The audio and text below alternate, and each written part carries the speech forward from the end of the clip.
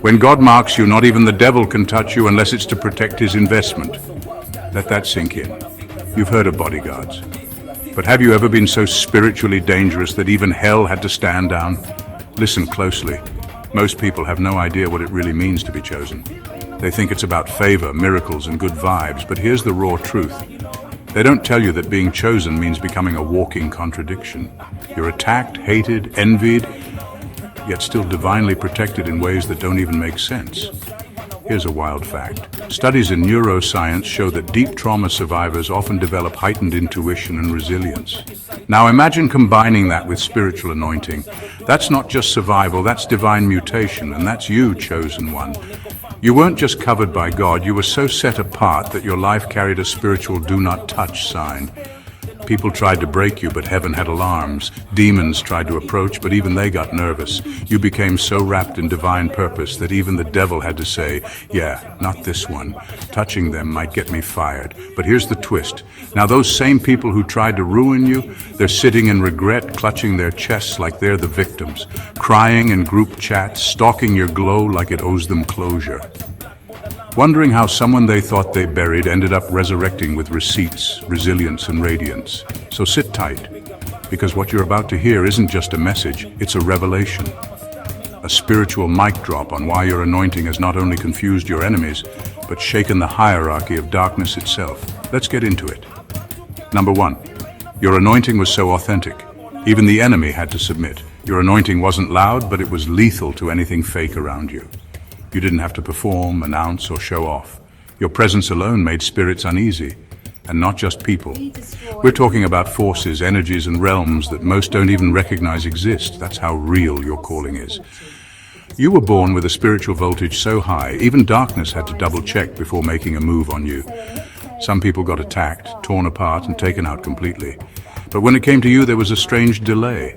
Things would get close but never hit. Plots would form but fall apart mid-air. People would try to curse you and end up cursing themselves. That's not luck. That's divine jurisdiction. Even the enemy had to step back and say, we can't touch this one recklessly. Because to mess with you was to violate heavenly protocol. There are certain people that heaven protects like royalty. You are one of them. And the wildest part, you didn't even know how high your rank was. You were just trying to survive. You were just trying to heal, trying to be normal. Meanwhile, hell was holding emergency meetings wondering why you were still standing. See, the enemy works smarter than people give credit for. He doesn't waste resources on battles he knows he can't win. So with you, he tried subtle routes, through people, betrayal, manipulation, confusion.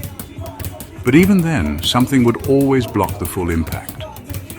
That something was your anointing.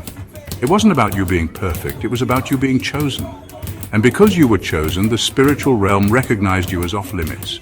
Your life was marked, not by trauma, not by failure, but by God himself. And now, the enemy is forced to sit back and watch you glow, watch you rise, watch you walk in full authority, because he couldn't touch you. So now, like everyone else, he's watching you become unstoppable. Number two, they didn't just regret losing you, they regret ever mishandling sacred territory. They thought they were just dealing with a regular person, someone they could toy with, discard, or manipulate when it suited them.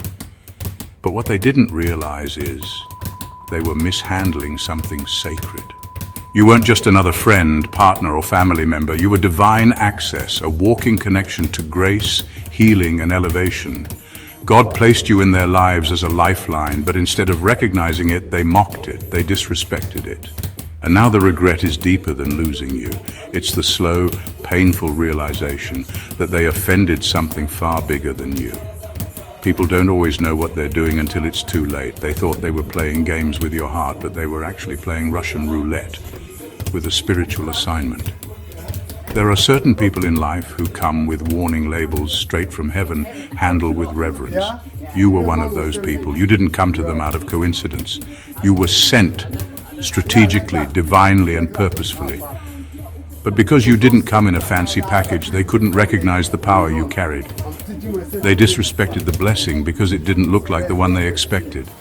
Now the regret is eating them alive, not just because you're gone, but because their life hasn't been the same since. The favor that followed them when they were connected to you, gone. The peace they had in your presence, disrupted.